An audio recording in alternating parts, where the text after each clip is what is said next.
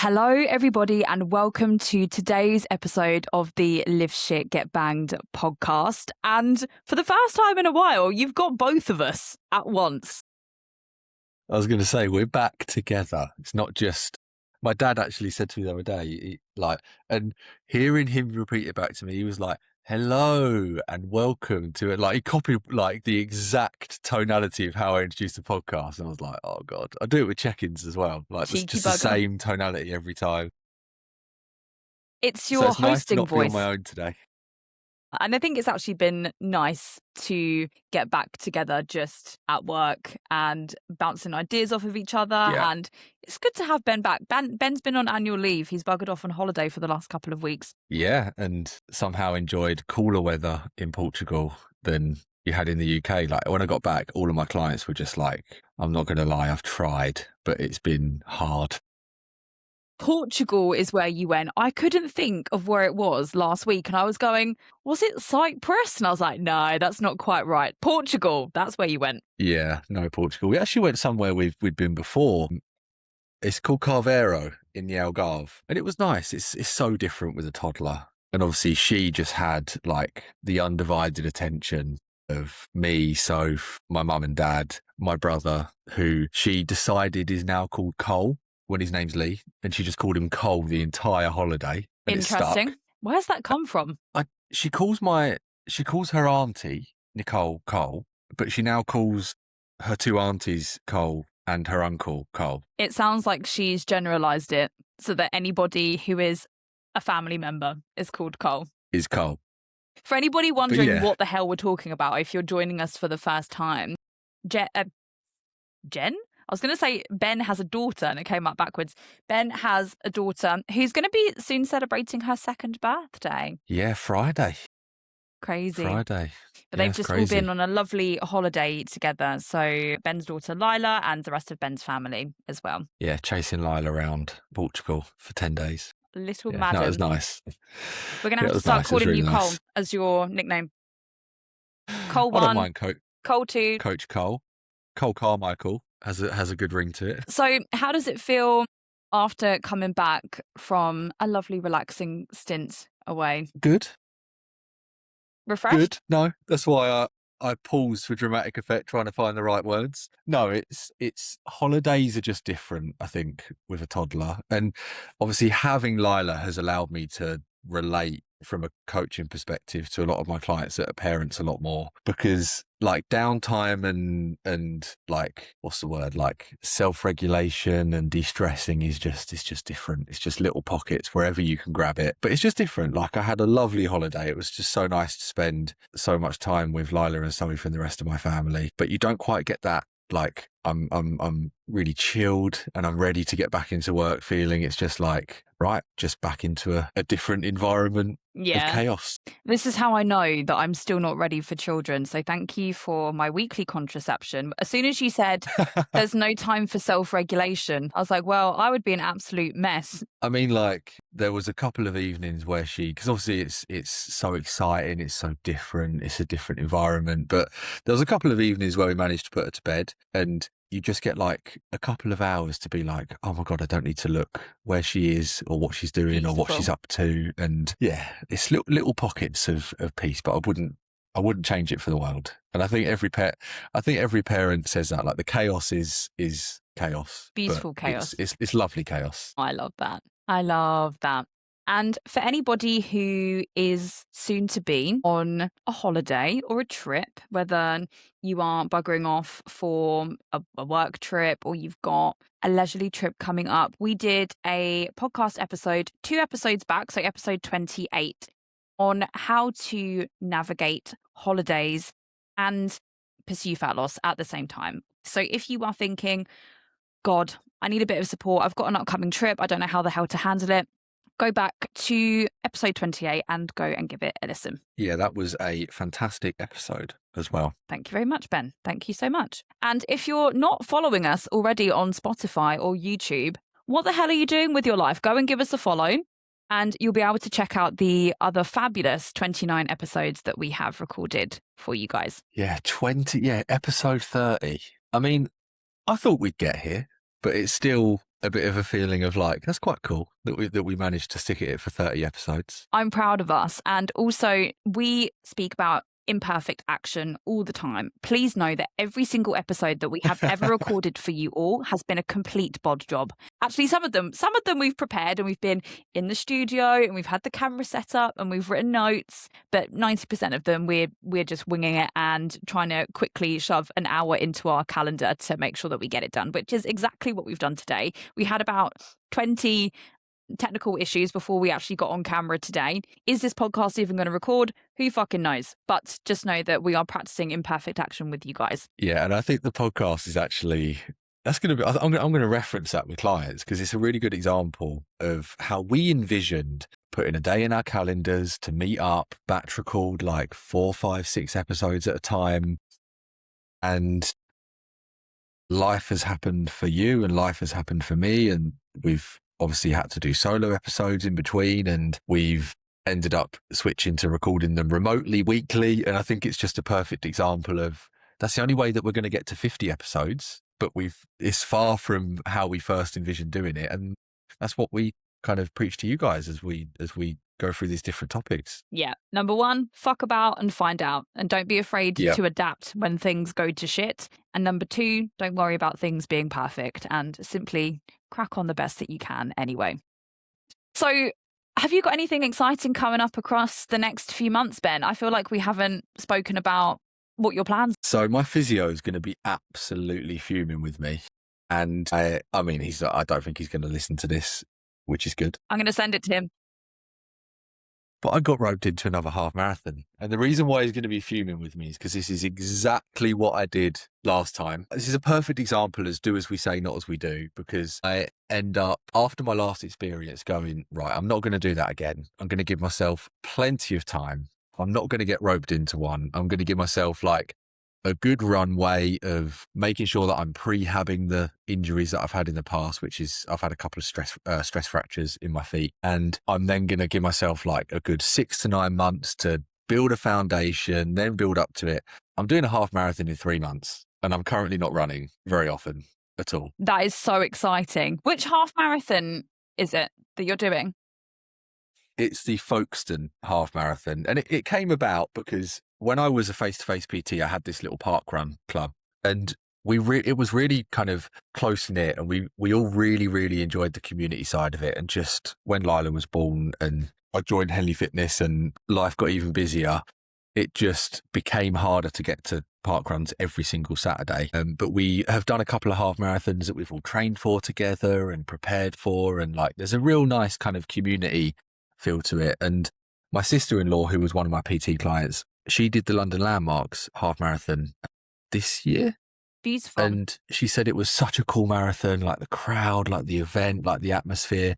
But she said she preferred the little one that we did in the countryside on our own because it was so different having that kind of like community element to training and preparing for it and doing it together. So one of the old parkrun members signed up and said, come on guys, let's do it together again. I love this. That's so exciting. Me, Soph sisters, and one of my old PT clients is doing the half marathon together. Oh, that's brilliant, mate. I'm absolutely buzzing for you. And looks like your training is going to be wildly different across the next couple of months. You're going to have to start running again, mate. Yeah, I started this week. Amazing. I've been running at I've been running once a week for brilliant. Like just to get outdoors after work. But yeah, it's going to have to be a bit more structured. Yeah, that's so exciting. And when you are working towards an endurance goal, so say, for example, you have signed up for a half marathon or a marathon, or you're doing a high rocks, or one of my good friends actually just did the London to Brighton bike ride, which I've wanted to do for a really long time. And he said it was really fun.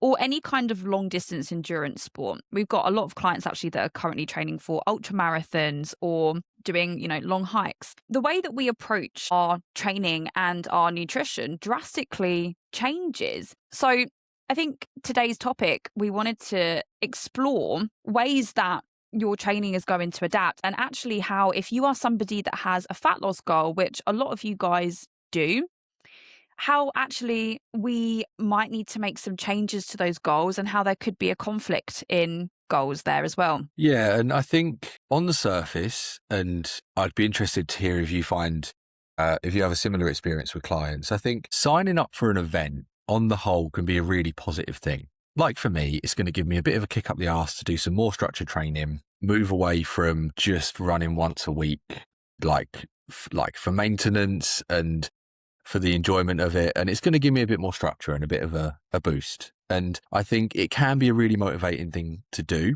but we're going to dive into, I think, the pitfalls that people find themselves in on either end of the spectrum in terms of we typically see people under fuel. And yes, a higher output and more activity can contribute to our fat loss goal, but we're going to dive into how if you find yourself doing 10K on Saturday morning and then absolutely demolishing the biscuit tin Saturday afternoon, that's not uncommon and you're not alone. And we're going to help you kind of navigate that. But on the other end of the extreme as well, how we can lean too much into what our Apple Watch tells us we burn in terms of calories burned and eat those back. Yeah. Because we feel like we've earned them, I think is the common way that we think about it, and Yeah. how that can be a trap as well.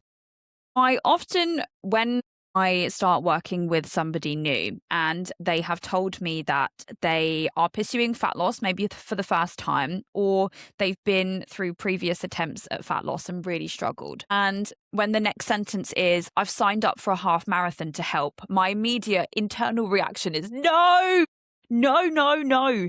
Because if you are somebody that already has been through fat loss attempts, and you found it really challenging, adding on performance goals is going to make it so much harder. And as Ben said, there's a beautiful focus when you are training for an event. It gives you structure, it gives you purpose, it gives you amazing milestones to work towards, a sense of achievement, building confidence, and big improvements to your health. So you could be working on your endurance, your conditioning, your muscular strength. But combining this with a fat loss goal, especially if you're doing either one of those two things, either that style of training or fat loss for the first time, you're going to be adding a lot onto your plate at once, and navigating the two can be quite difficult. When we are training for an event, what we like to prioritize as coaches with you guys is how you're feeling, your recovery, and your performance. And in order to be able to do that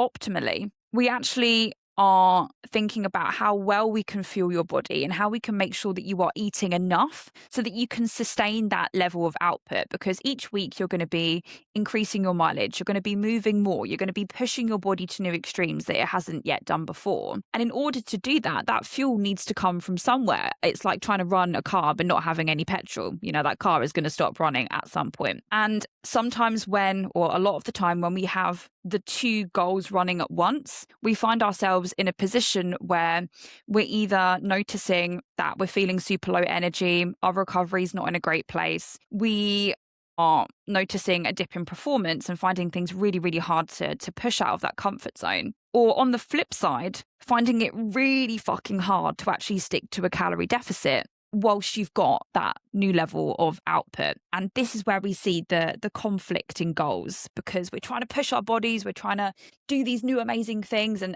taking our health and our fitness to a new realm, but not giving ourselves the energy in order to do so. And we end up with a real conflict there. Yeah, and I think it quite often comes down to trying to solve an emotional problem with like a practical solution. In terms of, we obviously have kind of learnt this through personal experience and seeing clients go through it as well, that on paper, it's quite enticing to think, I've just done let's say you're coming to the end of a half marathon prep and you've just done a 7-mile long run. Let's say your Apple Watch has told you that you've burned 1,200 calories, totally hypothetically. I plucked that number out of nowhere. It's very easy to look at that and think, I'm going to be in a big deficit today.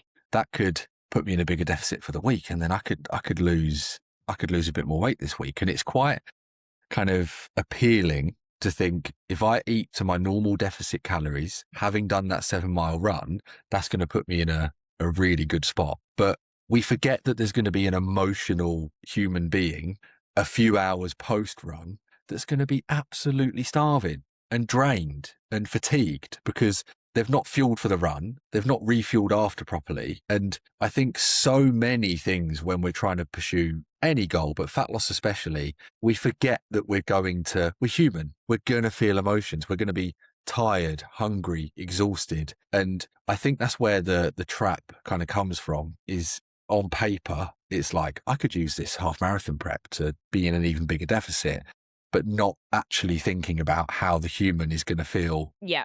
during that experience. Not so much from just an emotional element, but from a physical side as well. You are expending much more energy than usual, and your body is pushing out of its normal comfort zone. So naturally, you are going to be feeling hungrier. Your total daily energy expenditure will be increasing because of that extra output. So that means that that energy needs to come from somewhere. Now, great if, as Ben said, you are the ultimate disciplined queen and you never get hungry or tired. But we are all human. And of course, we do get hungry and tired.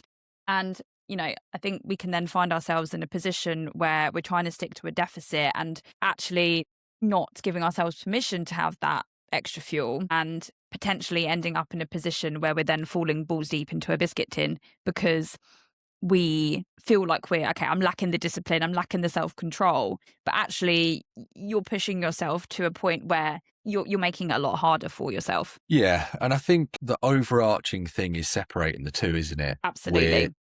Yes, a half marathon or a similar event can be motivating for our training. And like you said, it gives us structure, it gives us intention, it gives us a timeline, it gives us something to kind of reverse engineer from. And it's a cool experience and it's a hell of an achievement. But there aren't really any scenarios where it can be for fat loss. It's a conflict of interest. It's a conflict of goals, and it's the wrong reason to be doing it. So I think let's talk about why actually fitness watches can be deceiving and the calories burned that we see when we're on the treadmill or we're looking at our Apple Watch, and why actually using those calories as quote unquote extra fuel, why that can be damaging. I mean, I think the biggest one is certainly something like an Apple Watch, which is going to be the most common, is estimating calories burned off of heart rate data. And it's taking an educated guess based off of the information it's got about you, which would be height, weight, gender. And the only semi-accurate way, and there's still going to be inaccuracies within it, is to go and actually be hooked up to, I can't think what the machine is that they use, but it involves breathing and oxygen levels. Say, for example, you are on the treadmill in the gym and then you're looking at your calories burned on your watch. You will often notice that those calories are very different to one another. And the premises is that it is an estimate. It is based on the data that you have given your Apple Watch or the data that you've given the treadmill when you get it set up. And the difference, say, for example, there is a 100 or 200 calorie difference in between those numbers, that does add up over time. So, okay, maybe if we eat back those calories once, it's not going to make a huge difference. But if we're constantly doing that, we're bridging that gap. We could be potentially overeating and not realizing. When you work with us, we set your calorie goals based on a number of things. So we do look at your height, your weight, your gender, your general activity levels. But we also look specifically at how you are feeling, your energy levels, how your scale weight is adapting on a day-to-day basis, the feedback that we've got from you guys on your mood, your performance, and also looking at other measurements like your waist measurement, how you're feeling within your clothes. So we've got so much data there so that we can adjust your calories accordingly. And we take all of that into consideration when we set your calorie targets, and we adapt it as we go through. Whereas your Apple Watch or your Fitbit or whatever kind of pedometer you're using doesn't have all of that information. It's not communicating to you on a daily basis. And this is why the calories can be inaccurate. When we set calorie targets, the target is always going to be a moving number. Some days you move more than others. There might be months when you've got busy periods and you're moving less or more than other months. There could be times when your hormones are kicking you in the dick and you feel like you need more fuel, or you've got new training goals. And as your coach, we work on that with you and adapt that number as you go through. But that's something that your watch can't do, or your MyFitnessPal or whatever it is that you're using. And this is why that number can be inaccurate and isn't going to be gospel to follow that number. Yeah, no, 100%. And I was just asking my AI companion what that test actually is, because I couldn't remember for the life of me. What's it called? But it's indirect calorimetry. Okay. And it's essentially you're on a treadmill hooked up to a mask that's measuring oxygen consumption and carbon dioxide production. And even then, it's accurate, but it's still going to have margins of error. So it's worlds apart from what our Apple Watch is telling us we've burnt during that run. And like you said, it's not even, it can make it more complicated to be trying to just play around with specific like amounts that we may have burned on one run compared to another. And it just creates It's numbers, decision fatigue. yeah, that we don't need to be thinking about. And your calorie goal and your expenditure, they're almost kind of arbitrary numbers. Without going too in depth into it, they're numbers that we can move around. They're numbers that are never going to be completely accurate. And even when we're tracking calories, those numbers are never 100% accurate. And we almost use them as a bit of a guideline. In short, the more that we hyper focus on those numbers and we are giving ourselves permission to be like, okay, I've burned 500 calories today, so I'm going to eat that 500 calories back, we can end up putting ourselves in a position where actually we could be overeating and we're not realizing it. There are like actual practical estimates that we can use, which I will use for, I've got quite a few clients who take their running quite seriously. Like I've got a few ultra runners that do 50-mile ultras, 100-mile ultras that are absolutely crackers. And there's a few different estimates that we can use. Like there's one that's a calorie per kilogram per kilometer, which sounds like a headache, but obviously you can just plug it into something like ChatGPT. But I think the most important thing is it's the same method and it's consistent every time. And then we can get real world feedback on, did they feel fueled during their run, or did they notice their energy absolutely tank? Did they feel like hunger was manageable afterwards and they didn't feel the need to raid the kitchen cupboards? And obviously like that method is something I'd use with someone who's wanting to take their running quite seriously. On the more casual end of it, it could just be that if we're doing a long run and we set a rule that a long run is anything more than an hour of running, for example, we might come up to a bit closer to maintenance that day, because we know that we're not going to look at it specifically, but we know that we likely would have burned something in the region of an extra 500 calories plus. So if they're in just a moderate deficit, we're going to come up a bit closer to maintenance, and then we're not going to think about it too much beyond that. And it's just doing something simple and consistently doing that every time and not getting too bogged down. We're trying to make it too specific and too confusing. If you're listening to this and you're thinking, okay, I do have a fat loss goal, but I also would quite like to run a half marathon at some point in my journey or progressing to a marathon, how would you recommend that people do approach it? So you've said what we wouldn't recommend, which is going in balls deep and signing up for a marathon and deciding to lose 10 kilos across the next 6 months. Because as we said, that's going to make things feel super challenging. What would you recommend? I would recommend accepting that we're going to almost treat the two as separate goals and treat them individually. So with our nutrition as a whole, we're going to aim to be in a deficit to achieve our fat loss goal, but we're going to treat our nutrition on our running days where, like I say, I'll generally use a rule of thumb of if they're doing depending where they are in their prep, a quick 20-minute run, 30-minute run. Again, there's going to be so much nuance in this and it depends on how new to running people are. But if it's something that's quite comfortable for the client, we won't necessarily do anything different. It's not going to massively impact their week. Same as we wouldn't constantly be trying to refuel in terms of like adjusting calories for a strength training session. We're just going to set a deficit that's reflective of where we want to be and the rate we want to lose body fat, etc., and then keep it constant. On anything that is going to be very fatiguing and that we are going to need to fuel and refuel, we're going to have a higher calorie target that's predetermined. We'll review it and we'll adjust it as we go through the prep. And like I say, initially that might be, say, they do a long run on a Sunday. We're going to have a calorie target for Sunday that's a bit of a refeed day that might be 500 calories higher. But it's predetermined, it's preset. We're not looking at calories burned or anything like that. It's just reflective of them being able to have a pre-run snack and a post-run snack to fuel and refuel. And the most important thing, as with anything, is we're going to monitor how that feels and we're going to adjust it as we go. And they might start doing more long runs and we might have that a couple of times a week. But it's respecting that we're going to have to fuel for those runs and we're going to have to treat it as a goal that does somewhat conflict with our fat loss goal. But that's fine. We can achieve both. Can we optimally achieve both? No. in an ideal world, we wouldn't be in a deficit whilst trying to run a half marathon. It doesn't mean that we can't do it. It just means that we have to respect that we're going to be a bit closer to maintenance on those days where we've got a run that we need to fuel for. Yeah. And that in very kind of short terms, this means that your fat loss progress might be slower than if you were focusing on one or the other separately. And I would advise that if you are somebody who is going into these goals very fresh, you are not a regular runner, you are going into fat loss for the first time or the first time working with a coach, depending on how much body fat you're planning to drop, it may even be worth considering actually doing the two entirely separately. So this might look like for the first 6 months, you would work with your coach, or if you are doing this on your own, and you would solely focus on fat loss and aim to push that as much as possible, drop however much you are planning to drop during that time. This is obviously very dependent on the person.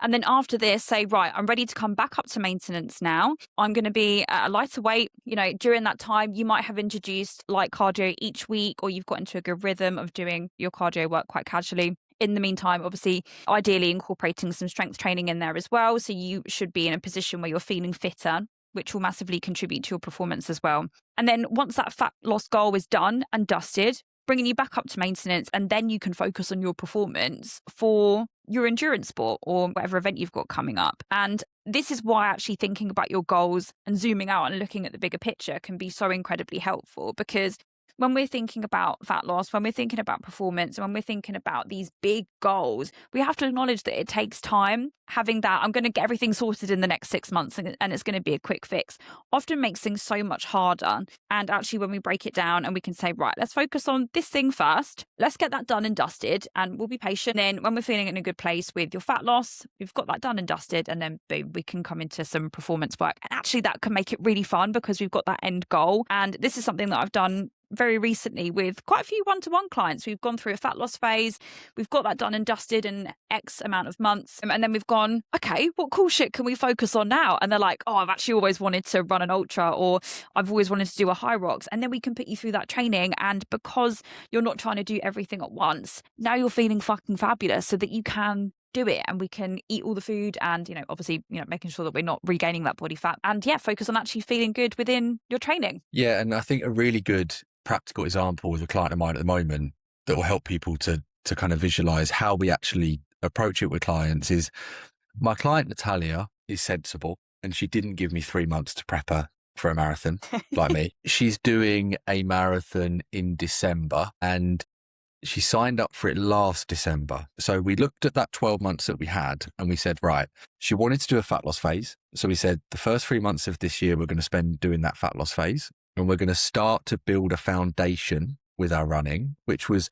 just some really casual running, starting to get time on our feet and starting to kind of build it into a routine and enjoy it. So we could prioritize that fat loss phase because the running was really casual. We're in a very, very foundational phase of our marathon prep. And then we chunked it down into 4 3-month phases. As we went into the next one, we transitioned from fat loss to maintenance and started to do some more specific strength work in the gym to prepare her for the marathon and help her prevent injury. We also started to increase the intensity of her running slightly. And then we're now in the 6 months out phase where a lot of her training is much more specifically geared towards the marathon. But we're now comfortably at maintenance, able to really focus on fueling and refueling from her more challenging runs.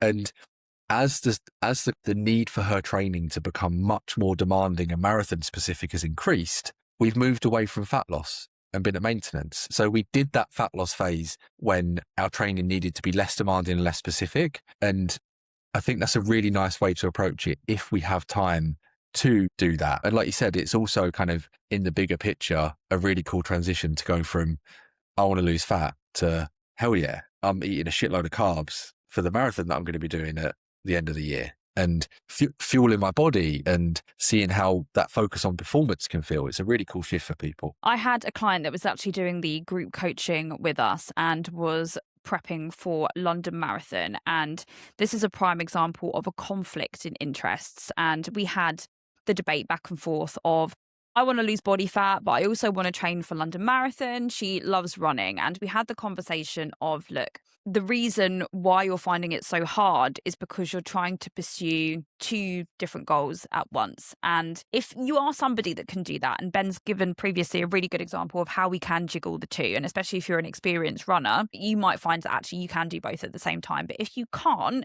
looking at these two things as two separate goals is definitely a more optimal way to approach it. And I think this really distinguishes the separation between exercise and fat loss and the reasons that we exercise. And for a lot of people, fat loss is going to be for health, for feeling fitter, to be able to move better.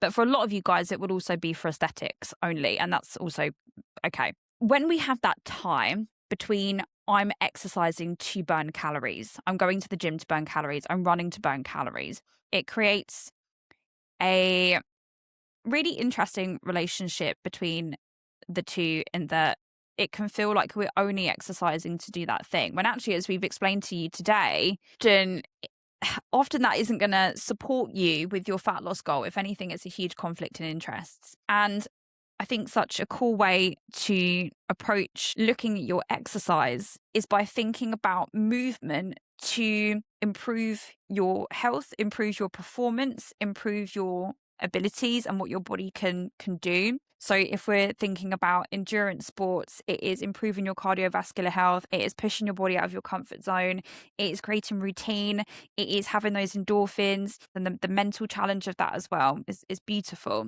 If we're thinking about it from a strength training perspective, it is being able to build muscle and feel strong and feel capable and confident. But if you're in a place where you're going into the gym or you're going into your runs with that headspace of, right, I'm going to do this so I can burn X amount of calories, this is where I would advise that you look at the way that you are approaching your exercise. Because number one, there are much easier ways to do this that are going to be less taxing on your body and that will get you to a place where you're dropping body fat much more effectively and quickly. And also thinking about your relationship between exercise and fat loss, and challenging yourself to think about the amazing things that your body can do versus using exercise as a punishment to burn calories or solely for the purpose to burn calories. Yeah, no, 100%. I really agree with all of that.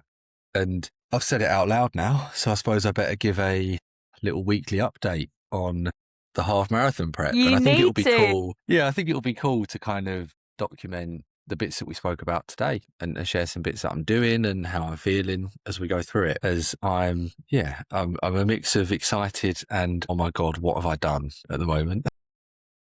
The impending doom. No, it's going to be fun. I think it's going to also be really cool for you to have your own goals, again, separate from dad life. Yeah. And pushing yourself. Yeah, no, definitely. That's a big part of it. Yeah. And having that community element as well is going to be really fun. So if anyone wants to follow Ben's journey, obviously keep tuning into the podcast episodes. You can find Ben at Ben Henley Fitness on Instagram. If you fancy keeping up to date with my chaotic life, I can't actually keep up with my own life if I'm honest, but if you do fancy checking it out, Sophia Henley Fitness is my Instagram handle, and you can follow all of our juicy gossip on there. And we'll see how you guys enjoy following along with my little escapades this next 3 months. But I think there's definitely something to be said for bringing that kind of community aspect to a half marathon prep into the Lift Shit Get Bang community and the Henley Fitness community, where we can all kind of virtually train together. Yes, absolutely. Just throwing out there as well, our lovely coach, Katie, she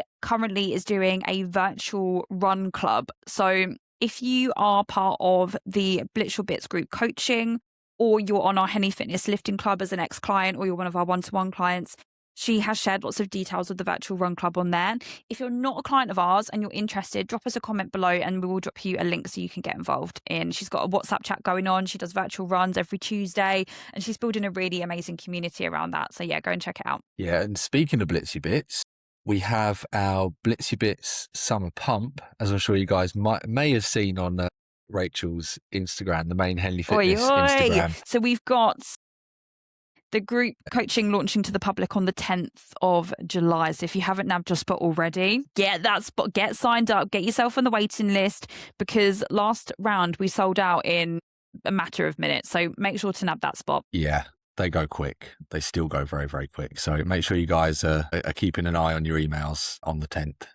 And we're absolutely buzzing to welcome any newbies or anybody that is coming back for the next round of group coaching. We're going to be doing a really fun summer blitz round, which is going to be a 6-week round. We've got some of you guys focusing on maintenance. We've got some of you guys that just want to get pumped and shredded for summer, which is really cool as well. And yeah, we're always excited to welcome newbies to the cult that we have. And yeah, it's an exciting time. So I'm looking forward to seeing all of you there. Thank you so much for joining us for this week's episode of the Live Shit Get Banged podcast. And we will see you on the next one. See you next week, guys.